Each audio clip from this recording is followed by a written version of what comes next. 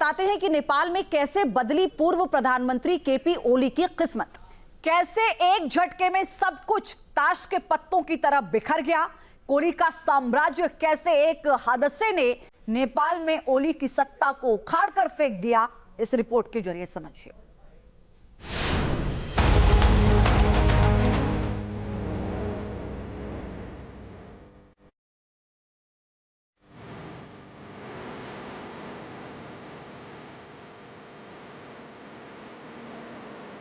जिसकी वजह से नेपाल में भड़की विद्रोह की ज्वाला,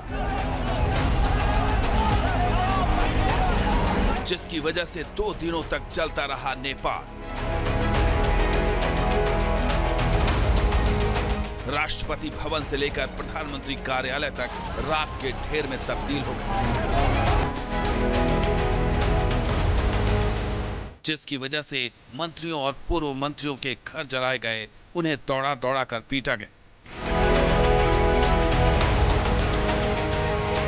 वो कोई और नहीं बल्कि नेपाल के पूर्व प्रधानमंत्री केपी ओली, जो खुद को नेपाल का नायक समझ रहे थे, लेकिन विद्रोह की ऐसी ज्वाला भड़की कि वो नेपाल के विद्रोह के सबसे बड़े खलनायक बन गए।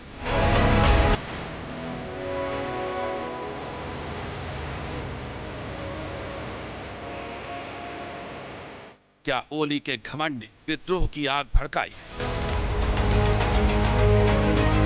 क्या सत्ता की हनक ओली के पतन का कारण बन गई? नेपाल में विद्रोह की ऐसी आंधी चली जिसने ओली की सत्ता को उखाड़ फेंका। चलते नेपाल के बीच ओली ने न सिर्फ अपने पद से इस्तीफा दिया, बल्कि वो जनता के गुस्से से बचने के लिए अब छिपते फिर रहे हैं। ऐसे में सवाल यही है कि आखिर नेपाल में ऐसी नौबत क्यों आई?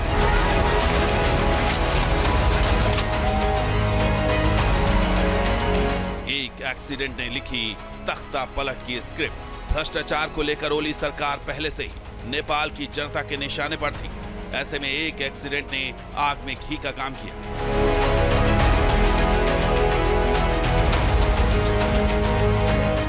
बताया जा रहा है कि 6 सितंबर का यही वो हादसा है जो ओली सरकार के पतन का कारण बन गया, जब ललितपुर में नेपाल के मंत्री राम बहादुर मगर की कार ने उषा नाम की 11 साल की छात्रा को कुचल दिया था। लेकिन तब ना तो मंत्री की कार रुकी और ना ही किसी ने मदद पहुंचाई। आरोपी ड्राइवर को महज 24 घंटे के अंदर छोड़ दिया गया।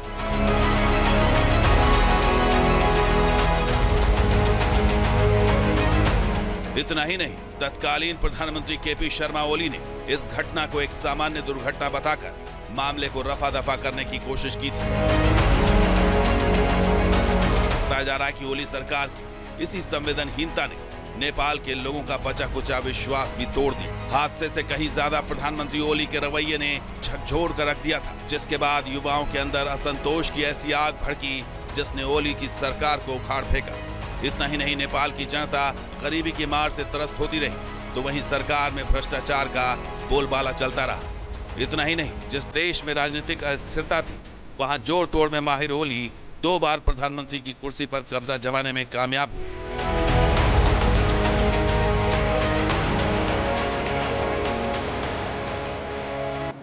ओली 2015 में पहली बार नेपाल के प्रधानमंत्री बने।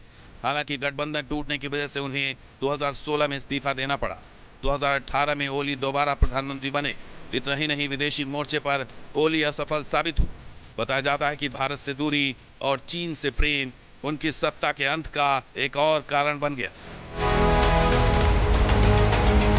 सादगी जीवन जीने का दिखावा करने वाले ओली अपने ही लोगों की नब्ज को नहीं भांप सके। इस सरकार से उन्हें हाथ धोना पड़ा। Team news nation. जहां भक्ति है हर शब्द में, कथाओं में छुपे हैं दिव्य रहस्य और ज्योतिष देता है जीवन को दिशा। धर्म से जुड़ी हर बातों को जानने के लिए हमारे चैनल स्तुति को सब्सक्राइब करें। चैनल पर जाने के लिए इस लिंक पर क्लिक करें।